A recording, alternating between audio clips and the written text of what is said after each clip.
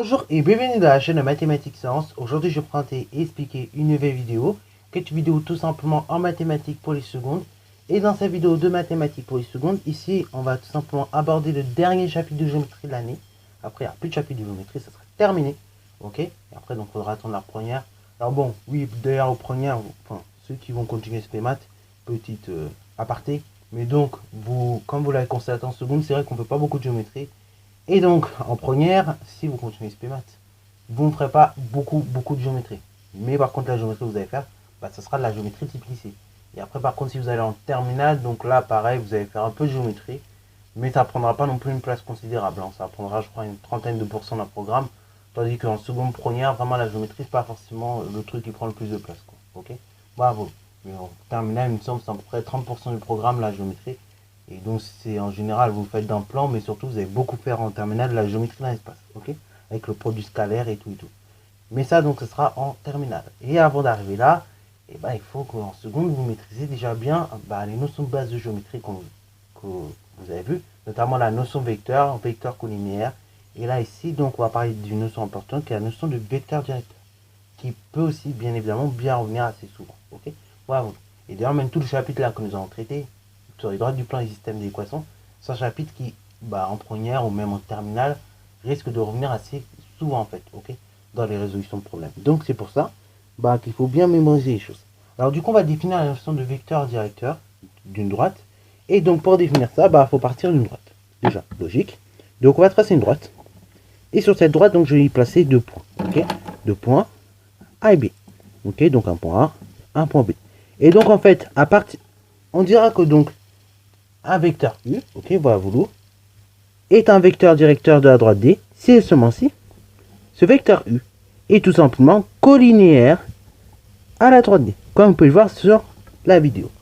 Autrement dit, donc, on prend deux points, A et B appartenant à une droite D, et donc, tout simplement, on appelle vecteur directeur d'une droite tout vecteur U, finalement, qui est collinéaire à un vecteur AB, ok, voilà, voulu. Évidemment, A et B sont sur la droite D. Voilà, donc on peut noter.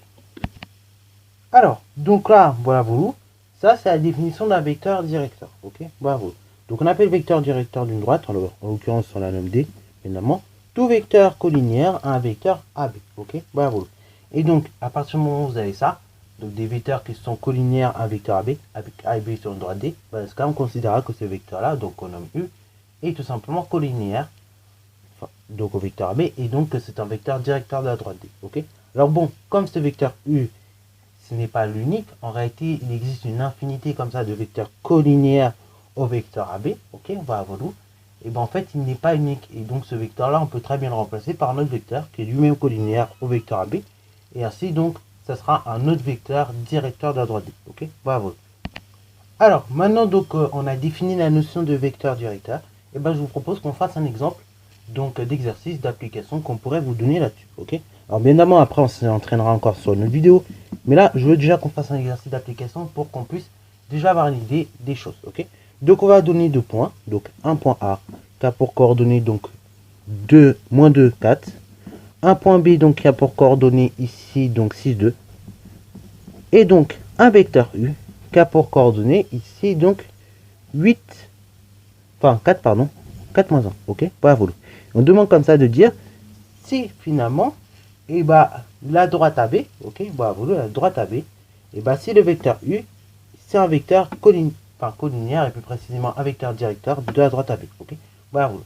Donc voilà un exercice basique qu'on pourra vous donner là-dessus.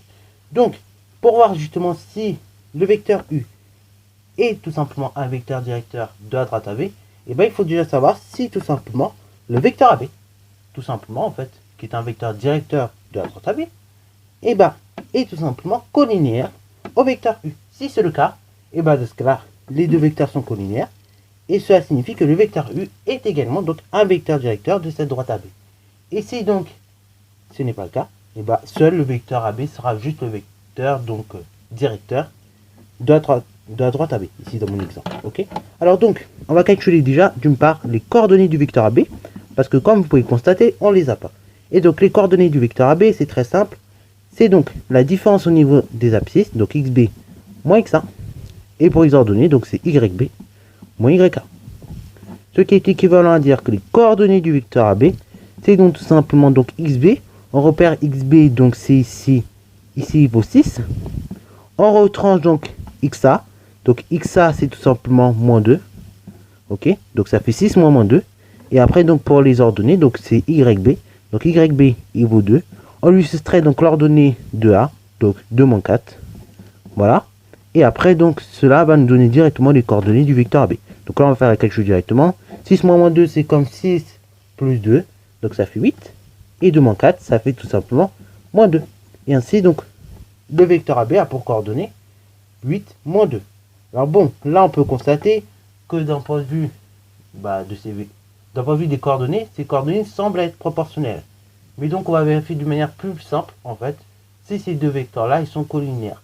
Ok, voilà. Et donc, on a une méthode avec les coordonnées, c'est calculer le déterminant. Donc, on va rester sur une méthode du déterminant, mais regardez si les vecteurs sont proportionnels aussi, au niveau des coordonnées, c'est bien aussi. Mais là, bon, comme on a avec des coordonnées, c'est vrai que c'est plus simple avec le déterminant, ça va plus vite. Donc, on va calculer det UAB.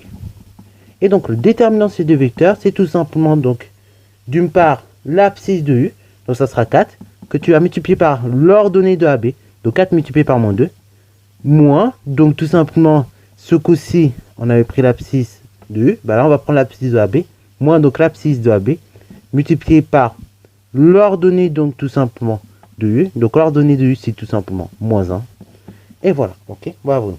Alors bon, 4 moins 2, enfin 4 multiplié par moins 2, ça fait moins 8. Après, donc plus par moins, ça fait plus. Et après 8 fois 1, ça fait 8. Ainsi, donc on a moins 8 plus 8 qui fait 0. Ainsi, donc on constate quoi? Ainsi, donc les deux vecteurs U et AB sont collinéaires, ok?